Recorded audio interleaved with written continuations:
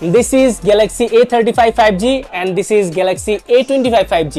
একটা হচ্ছে mid range device আর একটা হচ্ছে লোয়ার মিড রেঞ্জ ডিভাইস। 2025 সালে এই দুটার প্রাইস কেমন আছে, নেওয়া কি আসলে অর্ধিত হবে কিনা, সবকিছু নিয়ে আলোচনা করবো। কুইক আনবক্সিং এ যাওয়া যাক, শেষে কিন্তু এটার আপডেট প্রাইসও বলে দিব। চলুন আনবক্স করা যাক। তো এখান থেকে আমরা খুলে ফেললাম। So this is Galaxy A25 and this is A35।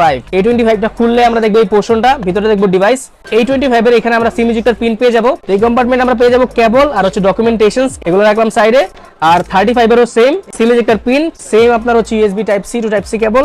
তো এগুলো সব সাইডে রাখি, চলে আসে হচ্ছে মূল ডিভাইসে। This is A25, this is A35, this is A25 A35। এটা হচ্ছে আপনার হালকা র্যাক ডিজাইন বলা যায় এটাকে। পিছনে আমরা কিন্তু প্লাস্টিক ফ্রেম পেয়ে যাচ্ছি, ট্রিপল লেয়ার ক্যামেরা সেটআপ। এখানে ট্রিপল লেয়ার ক্যামেরা সেটআপ থাকলেও ক্যামেরার মধ্যে আলাদা একটা ডিজাইন আছে। পাশাপাশি সাইডের ফ্রেমটাও কিন্তু একটু প্রিমিয়াম, পাশাপাশি পিছনে গ্লাস বডি ব্যবহার করা।